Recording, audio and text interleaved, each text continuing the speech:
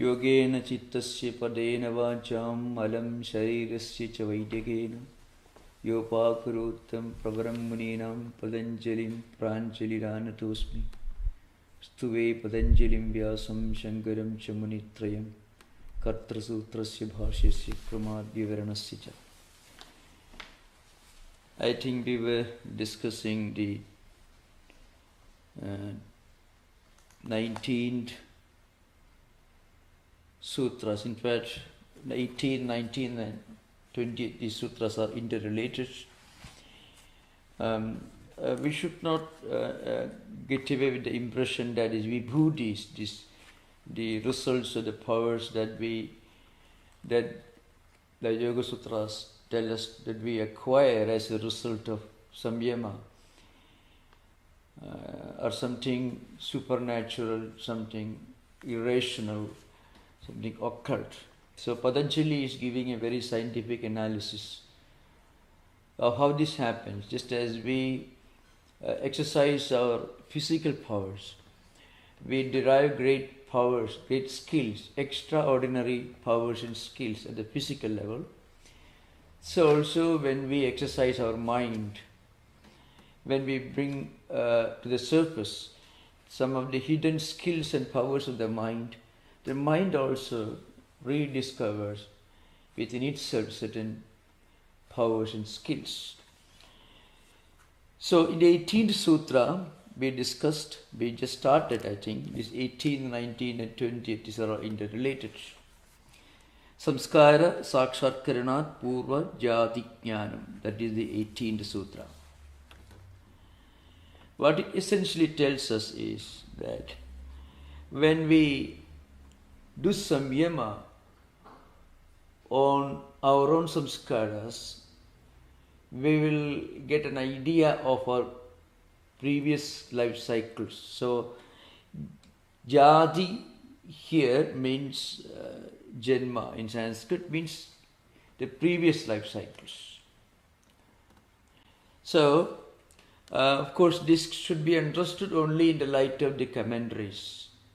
So Vyasa has got a very, very simple commentary. He says, Devi khalu imi samskaraha smritiklesha hetuvu vasana rupaha vipaka hetuvu dharma rupaha. So he talks about two types of samskaras. So what are samskaras?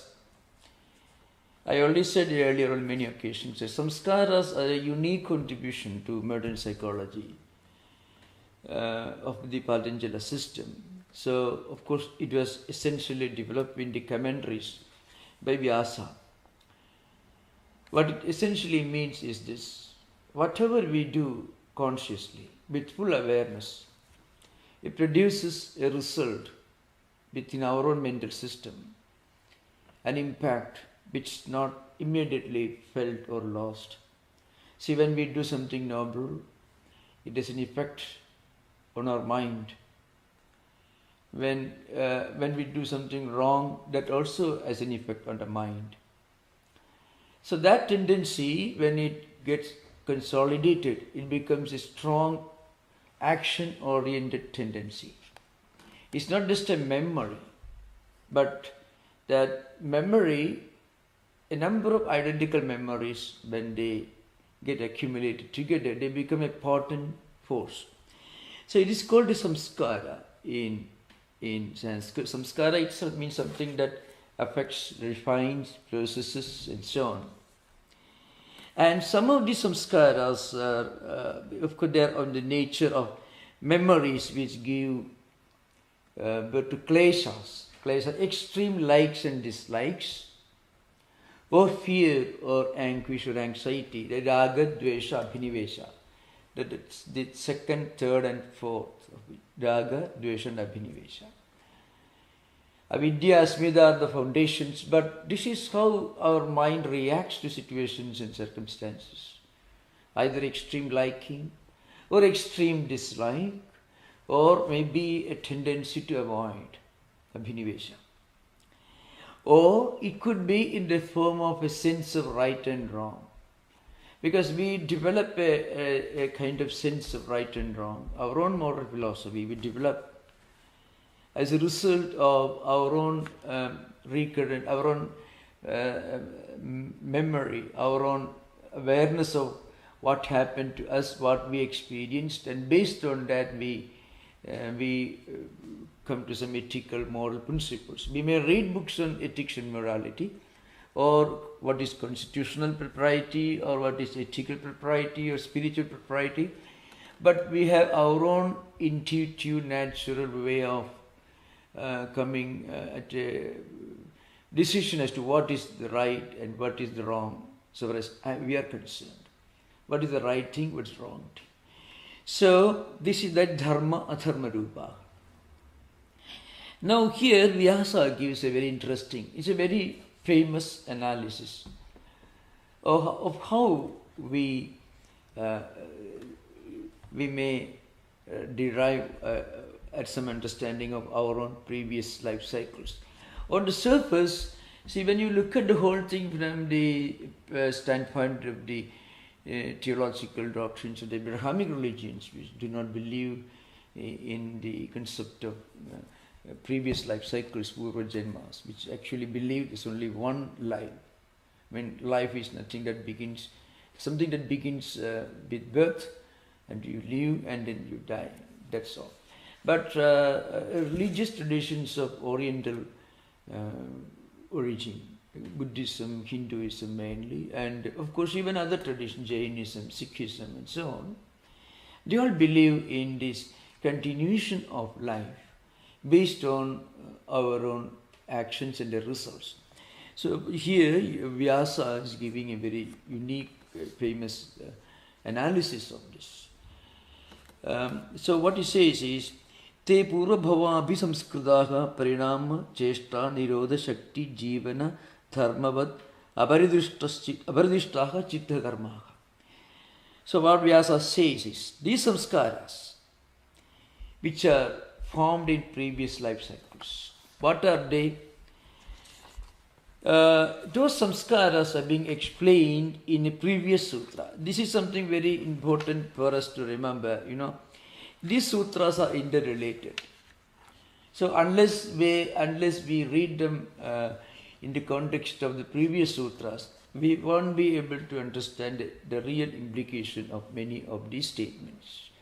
So in this paragraph, in this Sanskrit sentence, Vyasa is referring to something that he already explained in his commentary on the 15th sutra, where he says, Nirodha dharma samskaraha parinamaha adha jivanam cheshta shaktischa chittasya dharma darshana varjidaha iti. What he says is, what are these samskaras?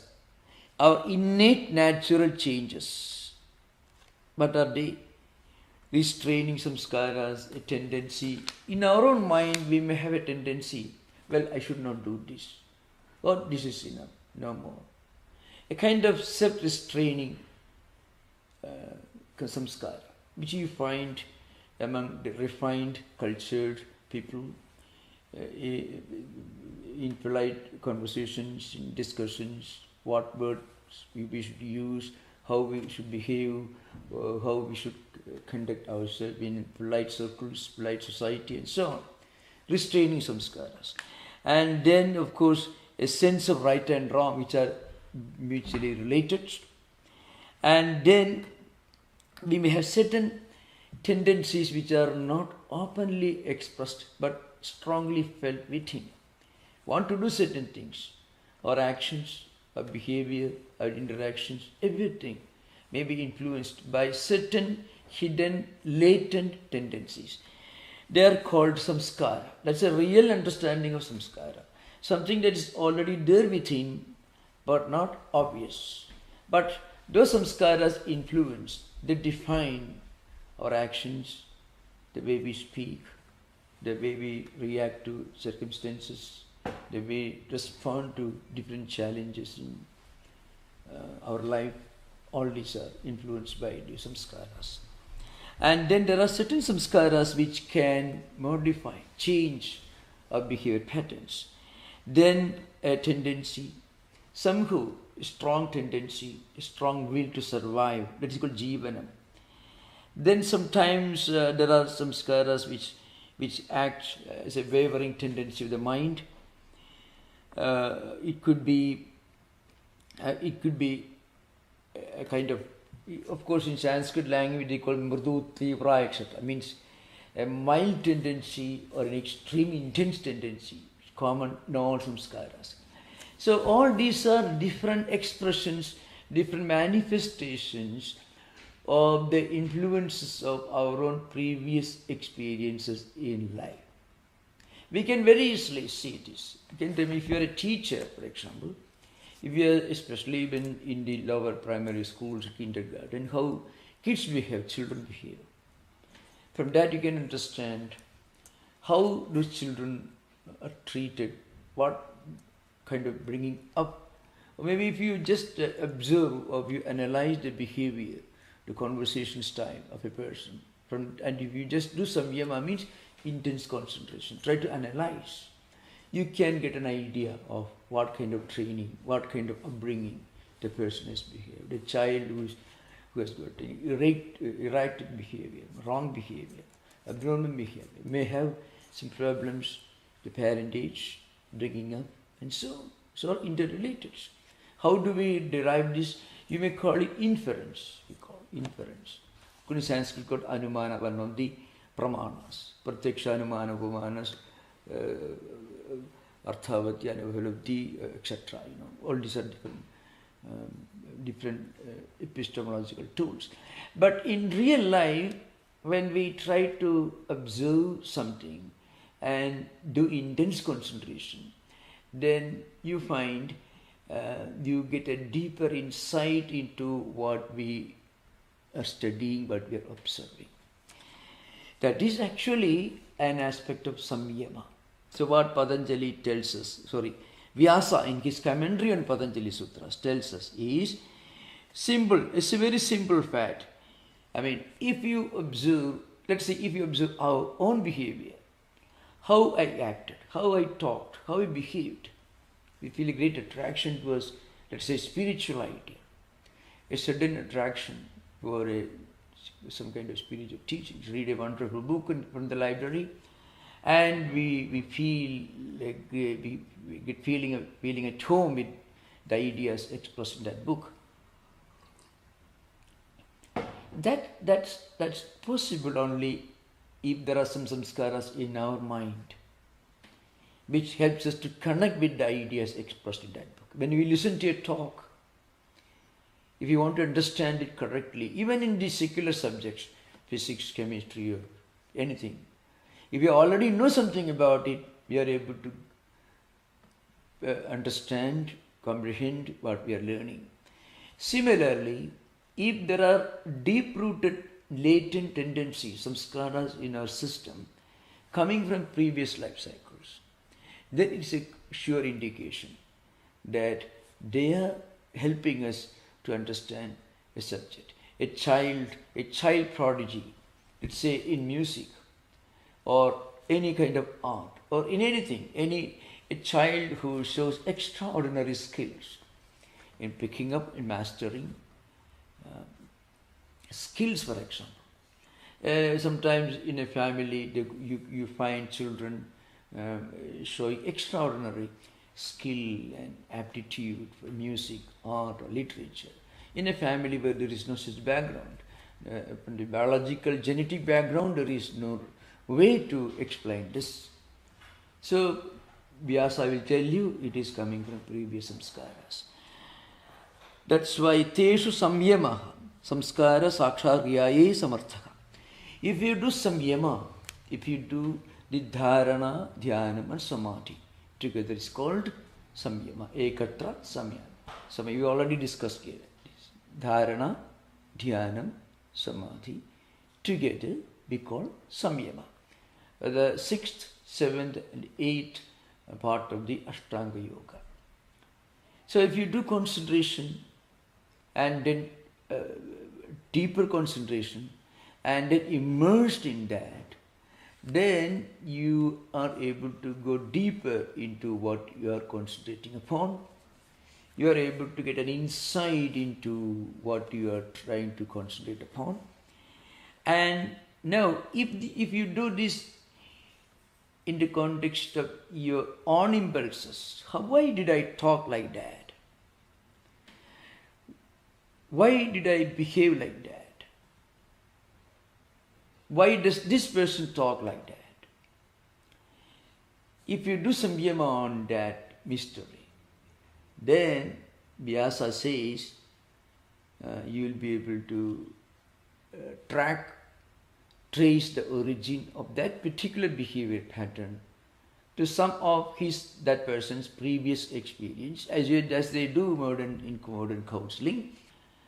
But suppose there is a behavior pattern which you cannot in any way explain in the light of the previous experiences of this life. Then the same logic, if you extend beyond the span of the present life, then it should be due to an influence coming from previous life. That's why teshu samyama samskara saksha kriyaye samartha.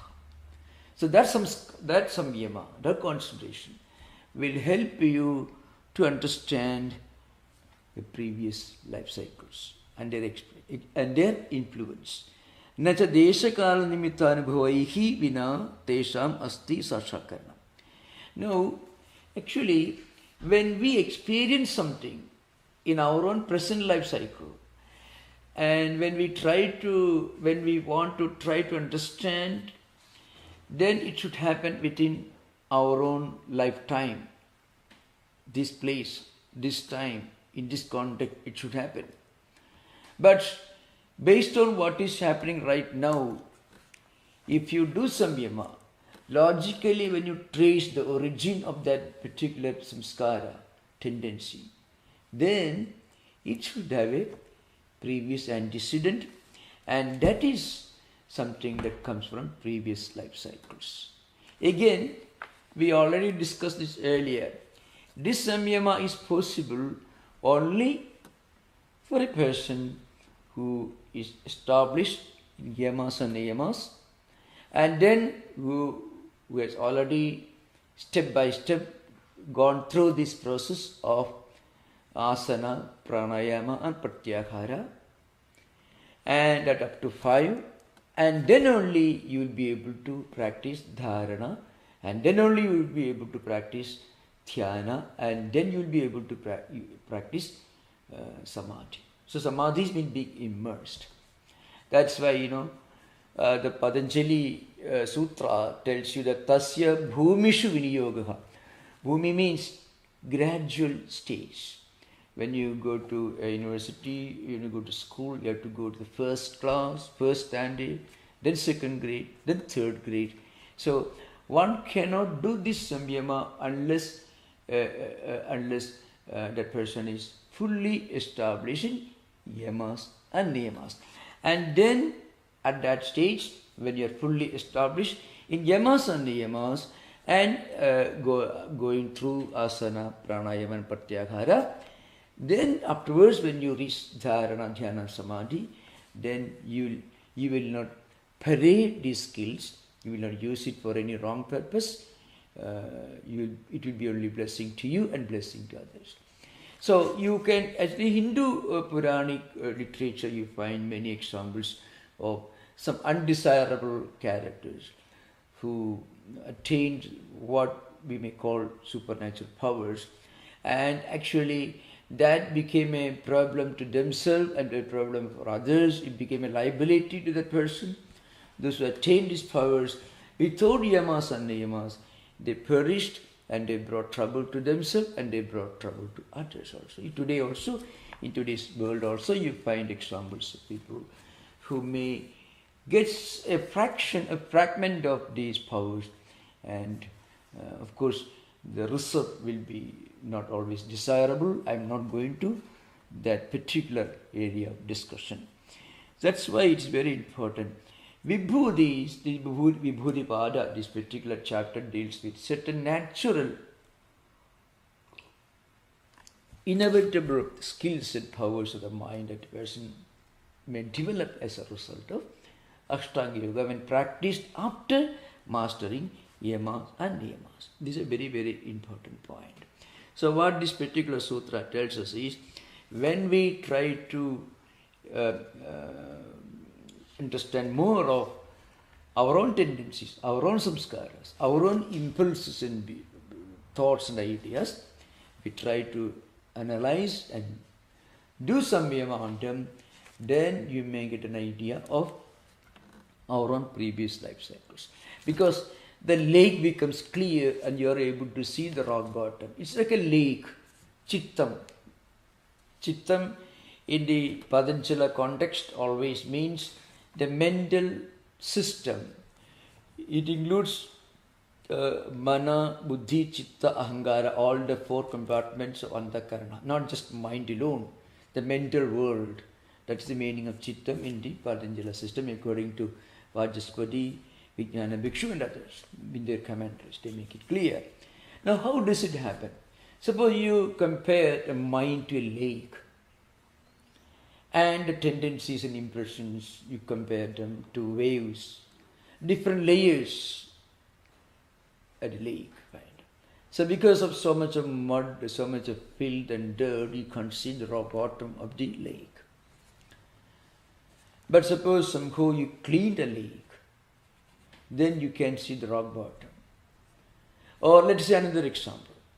Suppose you have left, let's say you are a native of another country, let's say India, many of you maybe, and you have left India maybe 50, 60 years back, and you are living in the United States, let's say for 60 years. You are now maybe 90 years. So 60 years you are lived in this country, you are not visited India. You don't know anything about what happened to your family or anything. Now when you look back to your previous life, you will be thinking of, you will have a clear picture of what all happened, what all really happened in your family. Let's say when you were 20 years or 10 years. Because the 60 years, your memories are all linked to your life in the United States. And till your 30th year, you lived in India. So when you try to recollect, let's say, when you try to recollect what happened, some of the memories related to your life, let's say 60 years back, you will be able to recollect more or less very clearly. Why? Because there's a wide gap. For 60 years, you didn't have any event, any memory related to your life in India because you are not in India. You are in this country. But suppose you are living in India and you are 90 years, then you may not always remember. Because all the events and memories are mixed together, related to the same desha, kala, nimitta, same country, same place, in the same home you lived, you won't remember. But if your cousin was the one who took you to the airport 60 years back when you were coming to this country, you may remember the name of that cousin 60 years after. But you have visited many times during these years, then you won't remember because what happened, it gets mixed up. So it's just like a lake. I mean, when the water is clean, you are able to see, look to the bottom of the lake and you can see the rock bottom. That's why Vyasa says that ittham samskara sakshatkaranat purvajadi jnanat utpaddhide yoginaha. Like the yogis are able to remember and recollect their own previous life cycles. Real yogis will not go about shouting, oh, I know, I can tell you about your previous life and I can give a lecture on my own previous. Real yogi will not do. If somebody tells you, well, I could do this and for $100 per hour, it's a commercial enterprise, you can be sure that person is not a yogi. A real yogi will not do that. That's an important thing to remember. Because a real yogi, he stepped into Ashtanga Yoga after going through yamas and niyamas. Ahimsa, Satya, Asteya, Brahmacharya, Aparigraha. Asteya is there, Aparigraha is there, then Shauja, Santosha, Tapa. So, Santosha is the contentment. That person won't look for anything. He is perfectly happy. So he doesn't want he doesn't want to demonstrate his ability to see other people's minds in the middle of a street, or maybe hiring a big town hall and making a big commercial. You won't do that. That's an important thing to remember. See, a well-educated man, let's say an extremely brilliant doctor, he will not talk about his own extraordinary skills as a doctor. So that if he talks like that, he's a quack, so to speak. So it's interesting. That's why Vyasa says that taditham samskara sakshatkaranat purvajadi jnanam utpaddhite yogina. And then he says, he continues that paratra api evameva samskara sakshatkaranat parajadi samvedanam. And he doesn't stop there. Vyasa says. This is Vyasa's thesis. Well, this is one of the those who don't read Vyasa's commentary, and of course Vijnana Bhikshu and Vajaspati and other commentators who again wrote commentaries on Vyasa's commentary.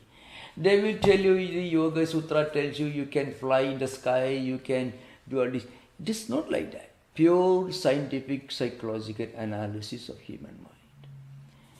So he says, similarly, paratra here means in the context of others also. Now this ability to understand other people's mind, other people's previous life cycles, is possible only also in the context of other persons, not only in one's own life, but also with regard to the previous life cycles of other persons as well. So that is I think that the 18th sutra. Then we have 19th sutra. Yes, this is also pratyasya parachitta jnanam. So pratyasya sakshatkarana, that's the meaning. So it is called Vakya Sesha in the commentary. You say pratyasya sakshatkarana. By understanding, by doing samyama on the mind of another person, or on the mental structure of our own mental structure, we will be able to understand the mental structure, the mind of other persons. And the 20th sutra is then nacha tat salambanam tasya avishayi bhudatvad. That is of course there is a short commentary on the 19th sutra. Pratyaye samyamat pratyayasya sakshatkarana tataha parajitta jnanam. One says, Vyasa, what Patanjali means according to Vyasa, Pratyaye samyamat pratyayasya sakshatkarana. You try to get a clear idea. Pratyaya here means jnana, vritti jnanam, or it could be an understanding of other people's mind, or how you observe a person, facial expression. From that you get an idea of, you get a clear, more or less clear idea of that person's behavior. Of course, you can't do that when you observe a well-trained diplomat who is smiling all the time. You can't say he's a wonderful man, because he's trained in that. If you go to, let's say, a hotel receptionist, a flight assistant, or a diplomat, they are trained to smile. Their facial expressions are trained. That's not what Patanjali or Vyasa are talking about. I often give the example in my previous session 4 years back. The well-known picture of 1938, when there was this peace treaty between British Prime Minister Neville Chamberlain and Adolf Hitler, smiling, shaking hands each other, smiling beautifully. The picture photo is well known, 1938, and there's a peace treaty between Britain and Germany, and within months, Hitler attacked, invaded Poland, Czechoslovakia, and then that's how the war began. So we're smiling all the time. Does it mean that one can understand what is going on with in the other person's mind by observing the facial expressions? That's not what is implied here. So this is something very important. It is not study of facial expressions. So when a person really practices yamas and niyamas, and then asana, pranayama, pratyahara. So pratyahara enables you to take your mind away from everything and focus on something exclusively. That's pratyahara. And then only dharana, dhyana, etc. come. So when you go through these disciplines, our mind develops a skill to look behind and beyond what is visible, what is the obvious. So that's something very important. So very often reading these, the other commentaries, people may believe it's a simple matter. Anyone can observe and understand. Any well-trained psychologist, those who are trained in intelligence services, are taught these subjects. That's not what we are talking about. What Vyasa is talking about is when you go through this training in Ashtanga Yoga, then our mind develops an ability, an intuitive power to see deep into the nature of things. And that's not just the power of mind as understood in modern psychology. It goes beyond that. It is something superior to that. A power of intuitive understanding of what is behind and what is beyond the visible, what is behind the obvious. I mean the reality behind what is seen outside. That's what the commentator is talking about here. After that we will have this 20th Sutra. Now what the Sutra tells us, through this samyama, one may get an idea, knowledge of other person's mind, but that you won't get an idea of the details, of the minute details. So you will get an idea of what another person is interested in, but you won't get a detailed idea of it. So salambanam here means, avishayi bhudatvat. I mean, a yogi will not concentrate on the minor details of what the other person is talking about or thinking about or is focused on. But they get a general idea of the other person's mind, attitudes and behavior. That is the real implication of this particular sutra. Salambanam means you won't understand a clear understanding. This nacha tat salambanam. Tat na salambanam means it is that understanding is not a detailed understanding, a complete understanding with all objects behind the other person's focus or concentration or thought system. 21st Sutra is a very simple thing. There is nothing very profound in it. Kaya rupa samyama tad grahya shakti stambhe chakshu prakasha asamprayogi antarthana. What the sutra tells is, when a person practices samyama on the external form of another person, what happens is he will be able to detach the form from the object. So how this happens is something that can only be experienced. In the traditional scriptures say rupa and rupi can be separated. Rupi means an object. Rupa is form. Say this is a pen. It has its form, external form, and the pen itself is rupi, the object, and the form, the external shape, etc., is the form. Now they are actually inseparable. A book, it has a form, and the book itself is the object, and the form is the shape or form of the book. They are inseparable. But a yogi will be able to concentrate upon the form itself and be able to dissociate the object from the form. when he does it, what happens? He can be in a place, but through samyama, he can make himself invisible to somebody. Because according to the scriptures, what it says, he will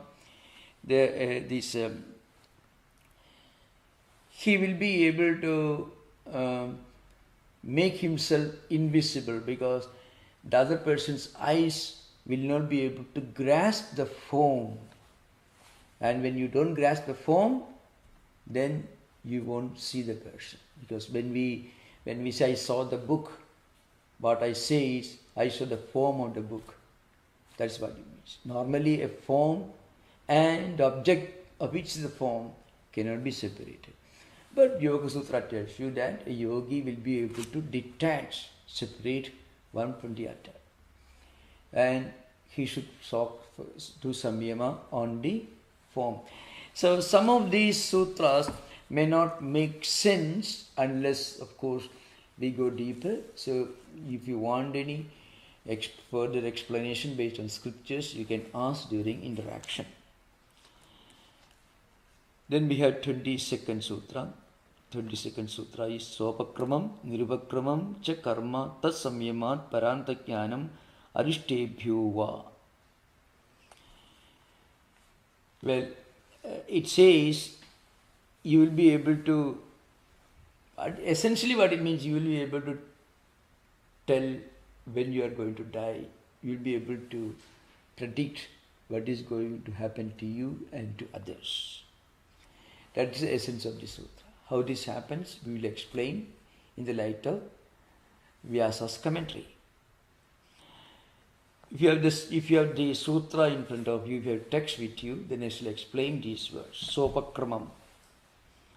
Sopakramam here means, Sopakramam karma means. It means certain karmas which are already coming into fruition quickly, immediately. It's called prarabdha karma. We know that there are certain things that we did and the results are actually unfolding in front of us. It's obvious to us.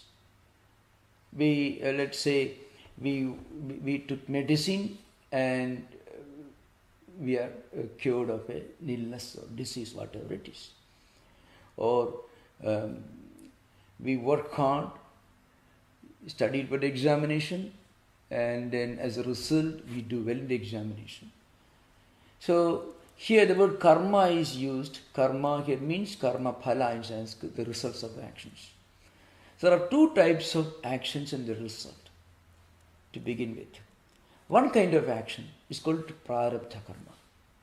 Prarabdham itself means prakashena arabdha.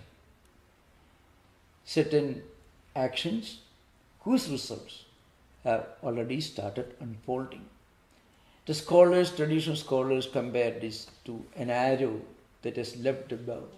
So an archer shoots an arrow and the arrow is moving towards his target. He has no control over that. The arrow has already started. So it is prakashena arabdha, means already started, because according to in proportion to the strength with which the archer has shot the arrow, and depending upon the distance the target, it will hit the target. You can't control it. Of course, in the context of Patanjali Yoga Sutra, it cannot. In Vedanta, it can be controlled. That's a different subject, which I am not going to details.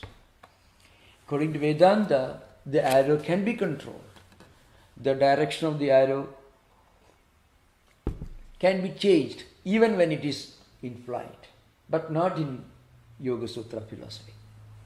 Same idea differs from one system of Saddarsana philosophy to another system.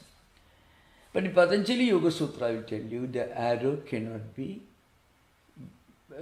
withdrawn. It is moving towards the target. It is called prarabdha. Like that in our life, certain karmas, certain actions we have done, the results are unfolding, they are moving to the fruition, we have no control over it. It's called sopakramam.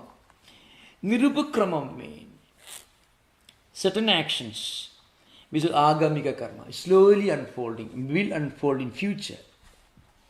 That is nirupakramam karma. Tat samyamat.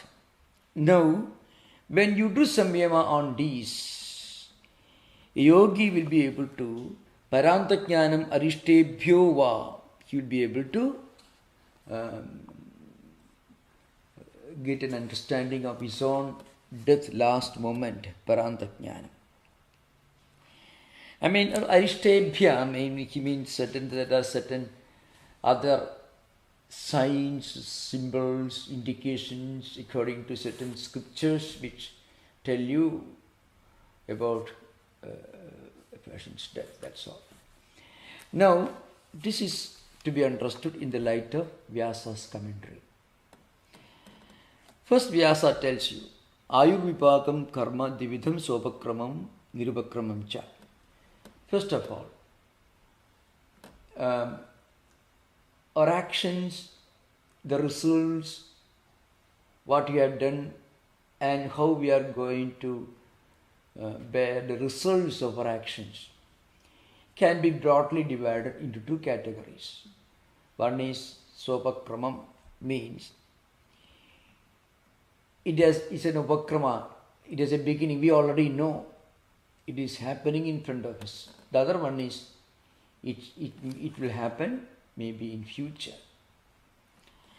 Now, atra yatha adam vastram vidhanidam lighiyasa karena sushyet tatha sopakramam.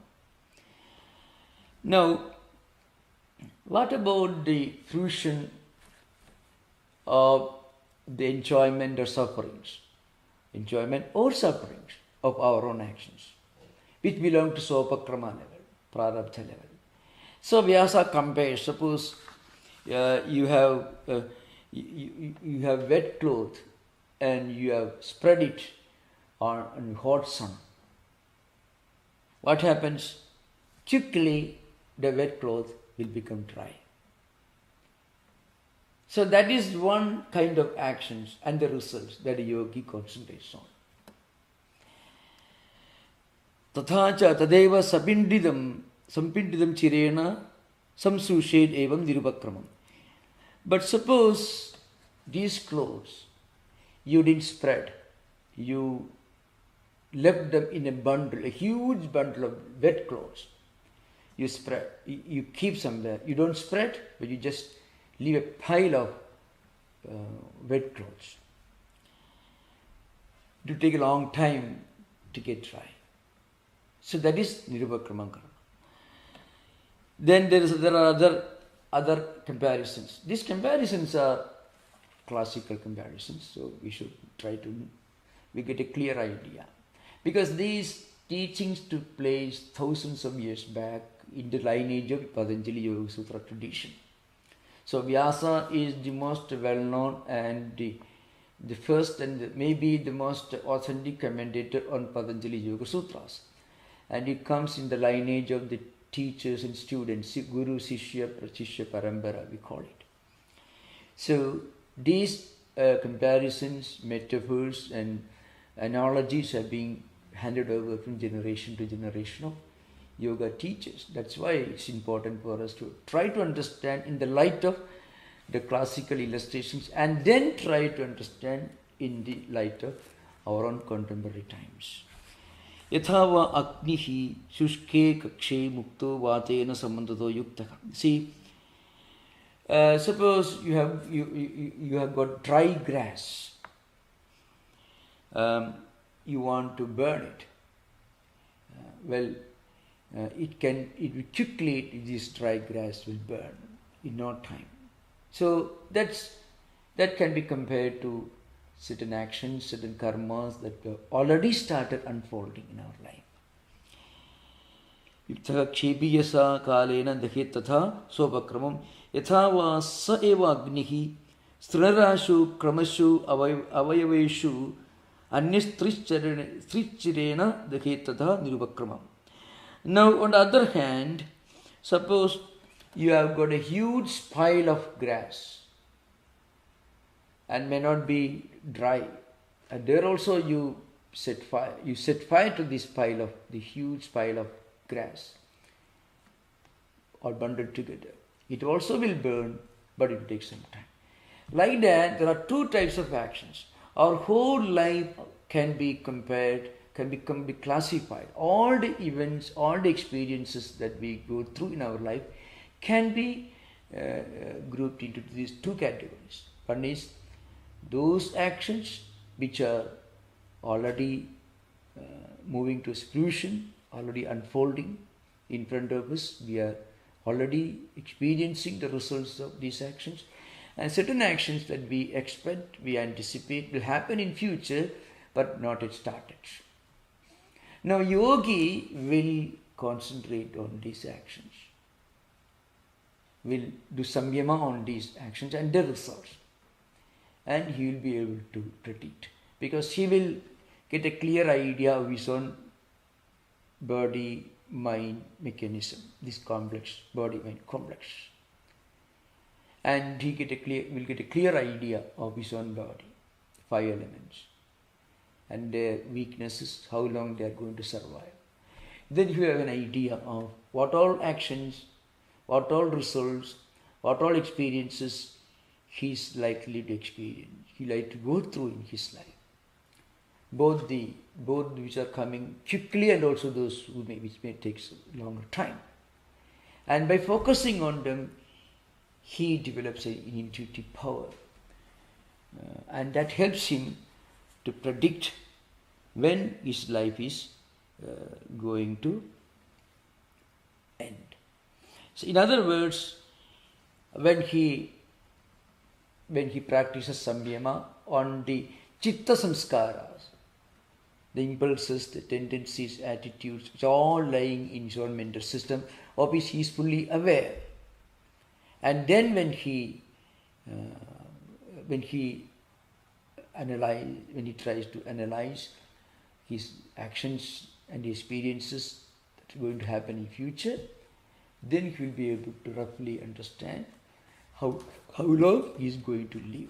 This is the 22nd sutra. We have about 10 minutes before the question answer begins. The 23rd sutra, actually it belongs to a different category, but it deals with some other kind of skill or powers that a yogi develops. Maitrayadishu Belani. So this particular sutra, the 23rd sutra, in some versions of the Yoga Sutra text, it will be 23rd or 22nd, because one last sentence, one last expression, phrase in Vyasa's Sutra were later detached from Vyasa's commentary and promoted to be an independent sutra of Patanjali. So a little difference in the different versions of the sutra text you will find, which are not very significant. Now the 23rd sutra is linked to another sutra. That sutra is Samadhipada 33rd sutra. Because actually the 23rd sutra of Vibhudipada, it borrows expressions from the 33rd sutra of Samadhipada. That is Maitri Karuna Mudita Upekshanam Sukadukha Punya Punya Vishayanam Bhavanataha Chitta Prasadanam. That is the sutra. What this particular sutra tells you is simple. In our life we come across different types of people. Some people who may be very similar to us, attending Yoga Sutras classes, trying to lead a spiritual life in the midst of all other obligations and responsibilities. They try to practice meditation and things like that. This is one category. Now, the sutra tells you that we should be friendly with those people. We should be friendly with fellow spiritual seekers, those who are like us, trying to practice spiritual discipline. We should be friendly with them. We should have association with fellow spiritual seekers, because that association will strengthen and reinforce our own spiritual life. It gives a new direction actually. It's called Maitri. So how to act and how to interact, how to be, develop a unique behavior pattern in our life. That is the central thesis of this 33rd Sutra of Samadhipada. So there are people who are very, very similar to us. We should be friendly with them. Then there are those who may not be as fortunate as us. They are not able to read any books on Yoga Sutras or spiritual life or anything. But they are interested. You may meet them sometimes when you travel. They may not be getting an opportunity to study these things, but they are sincerely interested. You should be compassionate, you should be friendly with them, you should be compassionate with them. That's called Karuna. So Maitri means friendliness, Karuna means compassion. You should not look down upon them because they are not advanced spiritual seekers like you. So we should be compassionate. Mudita, there are those, sometimes we may come across people who are even more advanced than us in spiritual life. We should not be jealous. We should not be intolerant. We should rather rejoice when we see people who are more advanced than us. Because that appreciation will help us in our own spiritual evolution, spiritual progress. So that idea is, maybe we'll discuss this when we discuss the 33rd Sutra of Samadhipada. That's what actually Patanjali is referring to in this 23rd Sutra of Vibhutipada. Maitri Adishu Belani, what he says is, Maitri Karuna Mudita iti Tisro Bhavana. 3 types of mental attitudes. One is friendship, good understanding with fellow spiritual seekers, compassion, understanding with those who are less fortunate than us, and also there are those who are more advanced than us, and we should be mudita, we should rejoice when we see people who are more advanced. Tatra bhudeshu sukhideshu maitri bhavaitva maitri belam labhade. So here Vyasa says, when we do samyama on this ideal of friendship, comradeship with fellow spiritual seekers, then that yogi will be able to make himself an endearing figure. He will be able to be known. He will be known as a friend of everyone. When he does this samyama, some mental faculty evolves in his mental system, which makes people believe that this man is our friend. That's the idea behind. Again, Dukkhideshu karunam bhavaitva karunabalam labhade. Similarly, when a yogi practices samyama on karuna, compassion, appreciation and compassion towards those who are less fortunate than us, but good people, spiritual seekers, we should have a sense of compassion. If we do that, when we do samyama on that particular ideal of compassion, what happens? We ourselves will be known as an embodiment of compassion.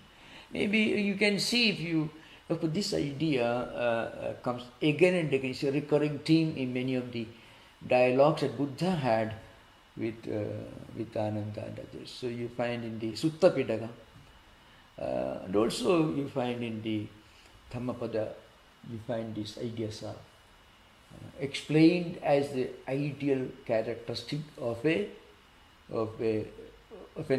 wise spiritual man. It's called 26th Varga, in Pali we call Bogga.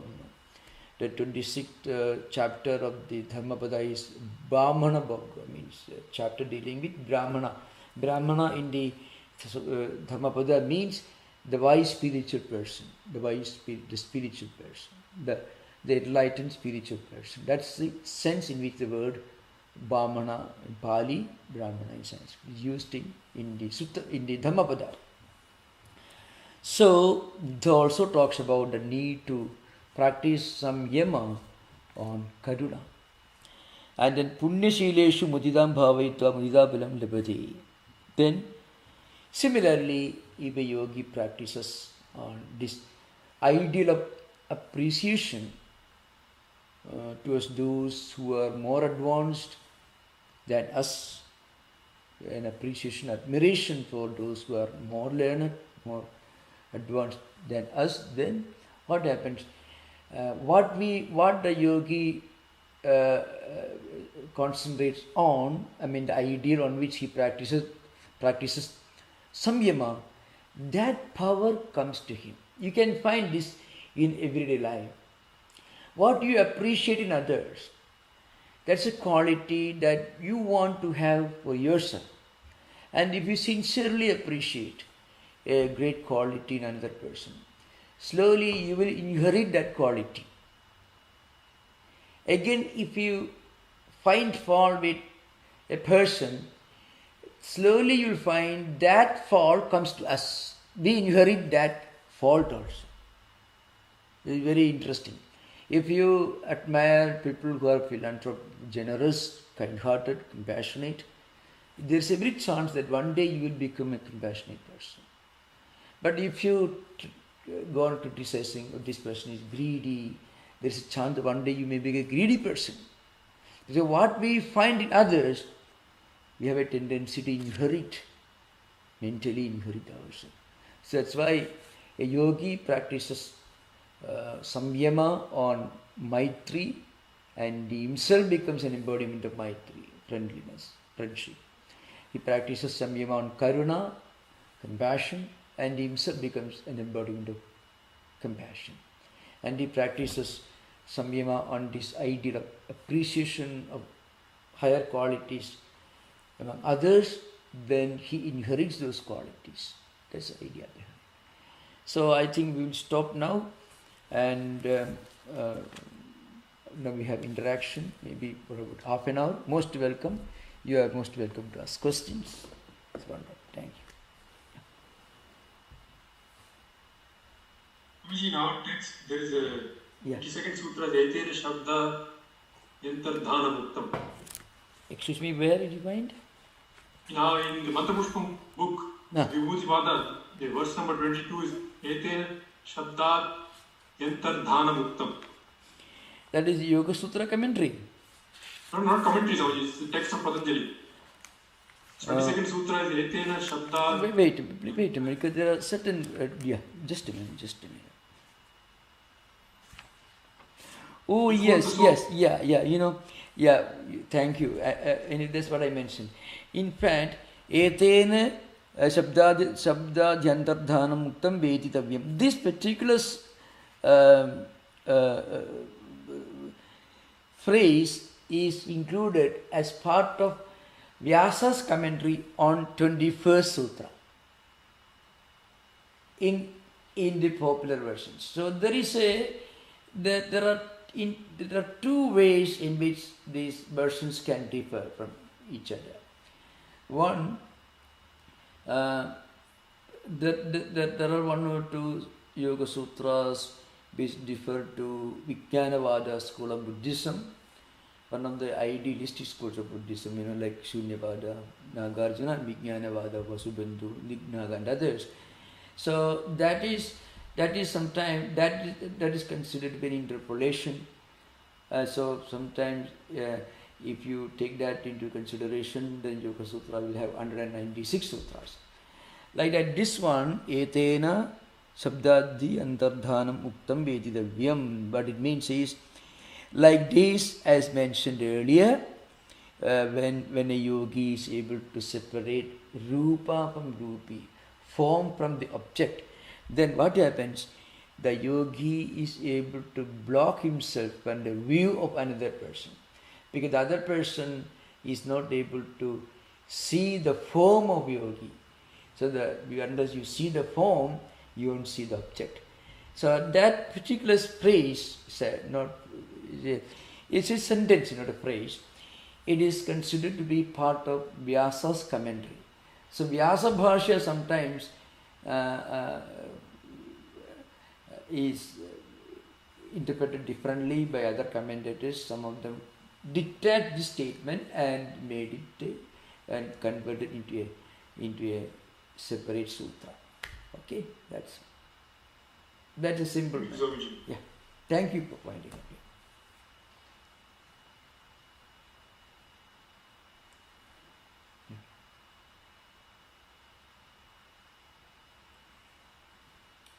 Maharaj, I have a question about the Vyasa commentary to the 18th Sutra. Yeah. The dialogue between the two Bhagavans. Yeah. And yeah. You know, it's a beautiful passage, and it describes something so exquisite. It's very hard to put into words. Yeah, you know, that's it. Attaidam akyanam suyade bhagavado jagi savesya samskara sakshar karna deshasu mahasargeshu, etc. So there's a story, you know, the story talks about a great sage. His name is Jagishavya, and he did samyama and he got saksakara, and then he could see his own previous incarnations in 10 Mahasargas.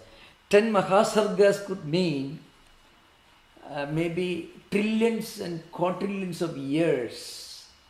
So it's a mind-boggling calculus. That's why I didn't enter that particular subject. You know. And then what happens, you know, and then once another sage called Avatya, Bhagavan Avatya Rishi, he approached this Jagisha and then asked him, you have taken incarnations in these 10 Mahasargas, let us say quadrillions of life cycles, and you are born as insects, human beings, you have different manifestations. Sometimes you are born as celestial, divine beings, sometimes as human beings, sometimes as animals, insects, and so on. Now, he asked this question: what did you go through? Either painful experiences or happy, joyful experiences?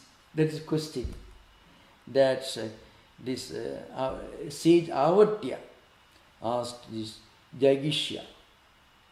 So that's why Deva Manusheshu Puna Rupadyamanena Sukadukhayoho Kim Adhigam Upadabdhamiti. So which of these two did you have more or less? Either painful experiences or joyful experiences? This question. The answer is very philosophical. Now, and Avatya again continued. Among these 10 Mahasargas, you got this jnanam. Therefore, everything is dukkha itself. So what means? Dukkham sampasyada deva manusheshu punapunarupadyamanena kinjit anubhudam satsarvam dukkhamiva pratyevami. Means the reply that came from the sage was simple. He said, Jagishavya, the sage Jagishavya, gave a very wonderful philosophical response to the sage Avatya. That means, whatever I have gone through, everything, yet kinjit tad anubhudam tat sarvam dukkhameva. Whatever I experienced, everything was pain only. Now, this, remember Vyasa is actually quoting this mythological story.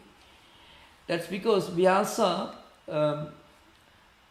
he in his commentary on the 15th Sutra of Sadhanapada, that is Parinama, Tapa, Samskara, Dukkha mentioned here.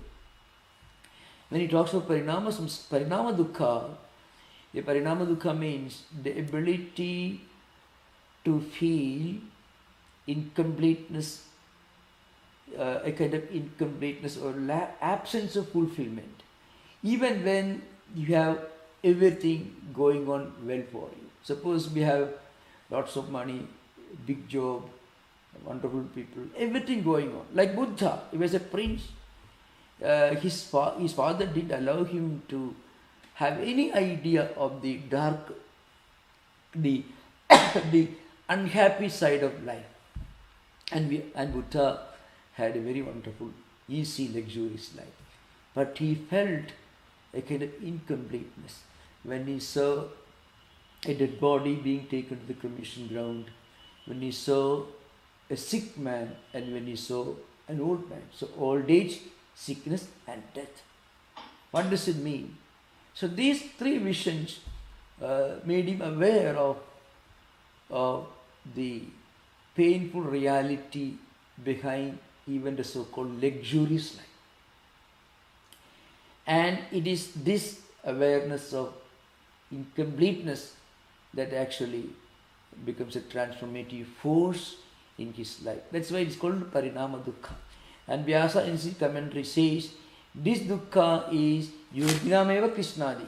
This feeling of incompleteness can happen only to a yogi, means an advanced spiritual person. If you are a very cultured, refined person,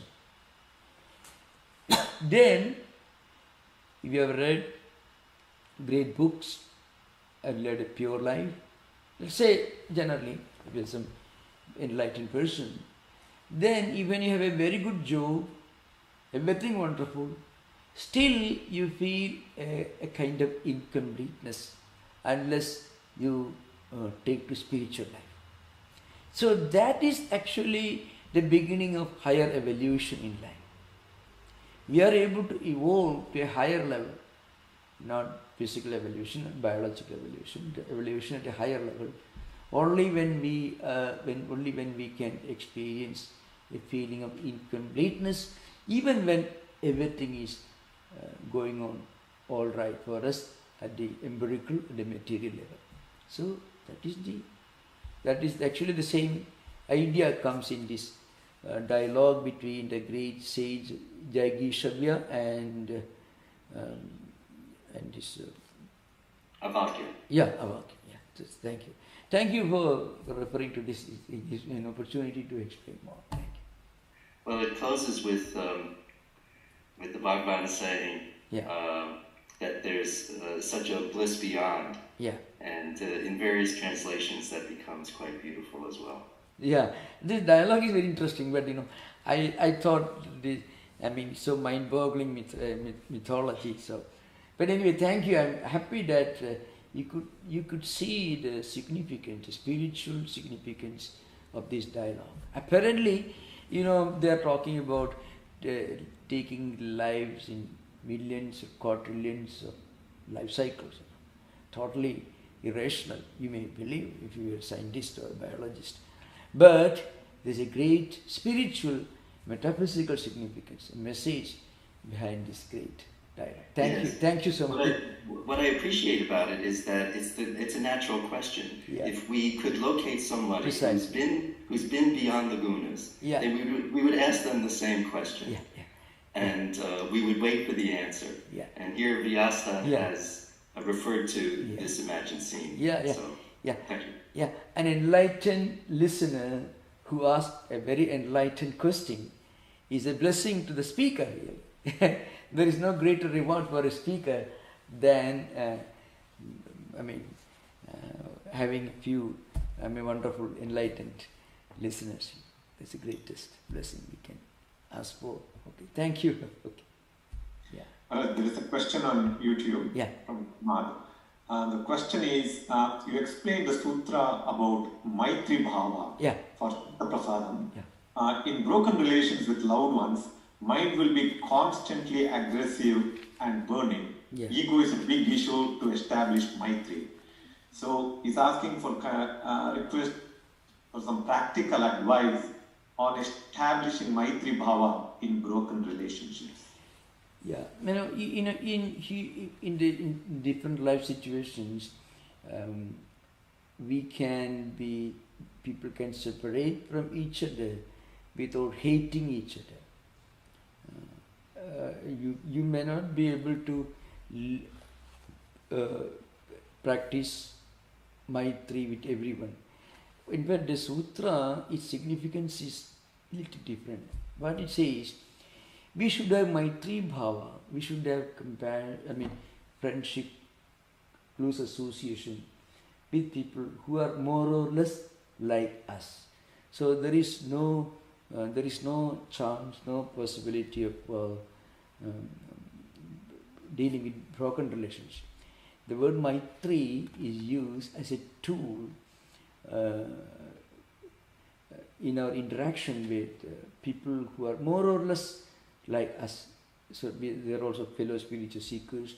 They are also interested in Vedanta.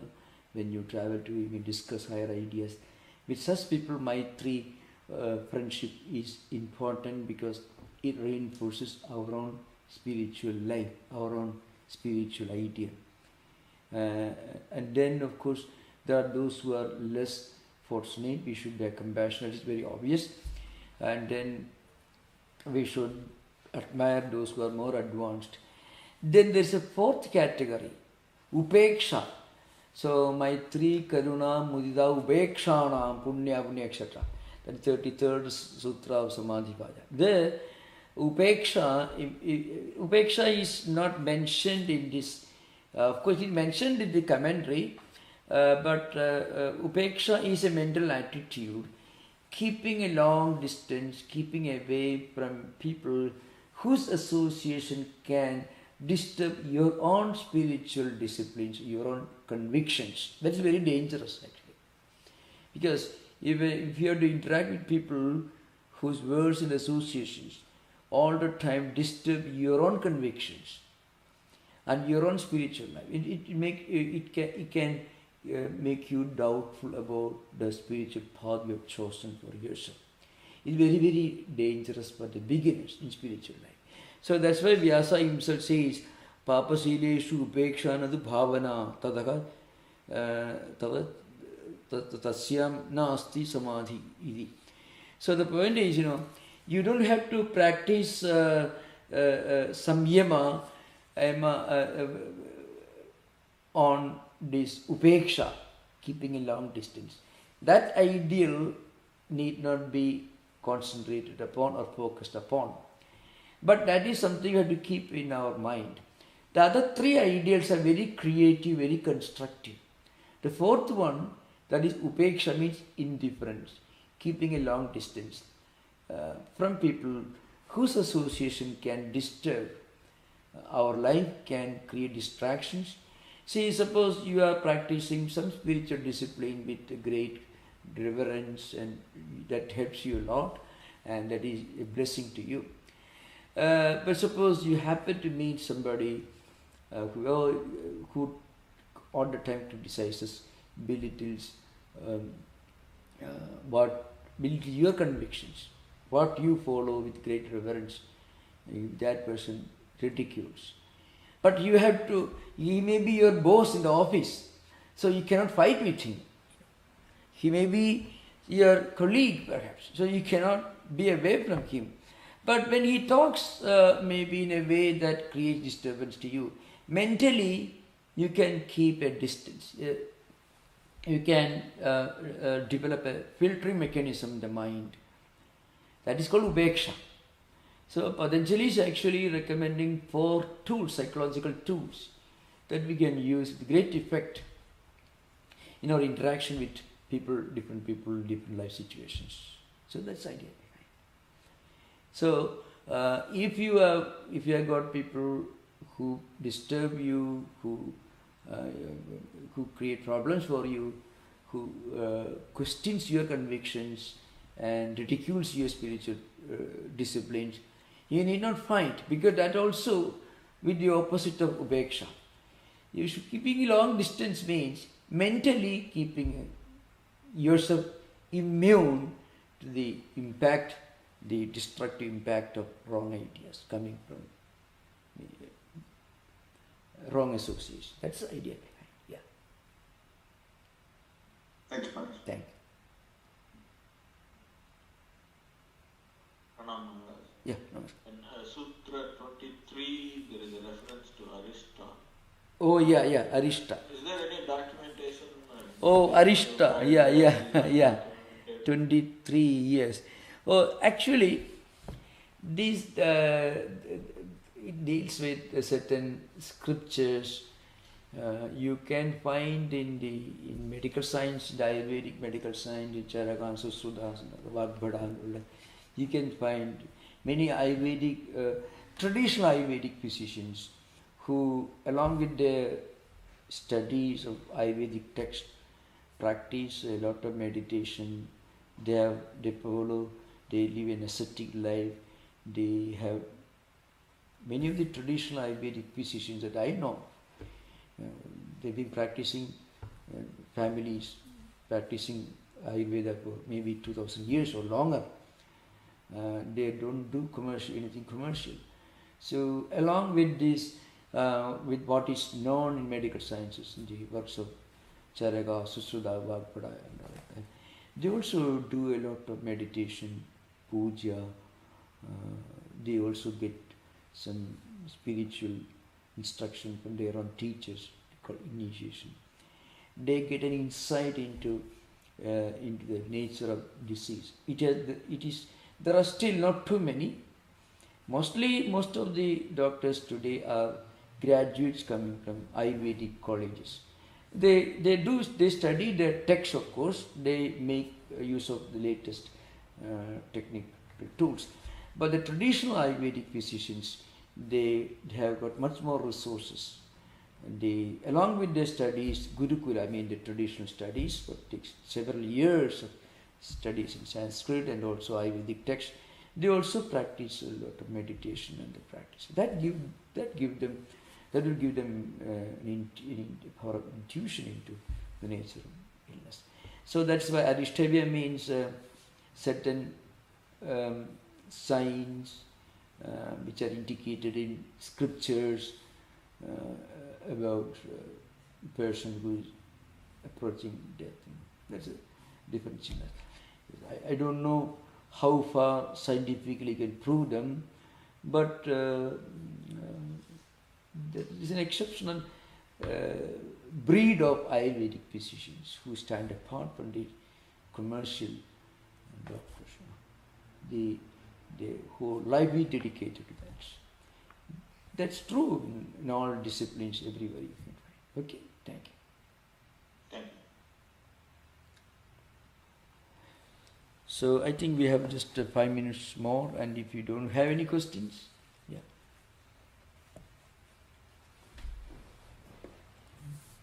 Pranam, yeah. Maharaj. Oh, yeah, most welcome. Please.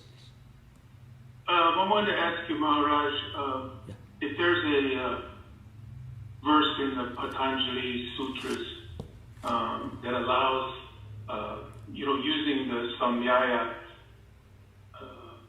to enable a yogi to fly in the air. Yeah. In the Vibhudipada elsewhere you come across the, Anima, Laghima, Mahima, Ishitum, Basitum, all the Ashtasiddhis, 8 powers. So it mentions there, but I cannot give a reply to this because Laghima, Anima may become very small, Laghima may become very light. So there are sutras, of course, commentaries. Sutras will tell you, and also some commentaries tell you, because when this Ashtasiddhi called 8 powers, Anima and Laghima, these two. Anima means becoming very small, tiny, like size of an atom, and Laghima means very light. So these powers will help you to fly and all that. The commentaries will make some passing statements, but there are no detailed discussions or anything. No. Thank you. Namaskar. Om Shanti Shanti Shanti Harihi Om Tat Sat Sri Ramakrishna Arpanamastu.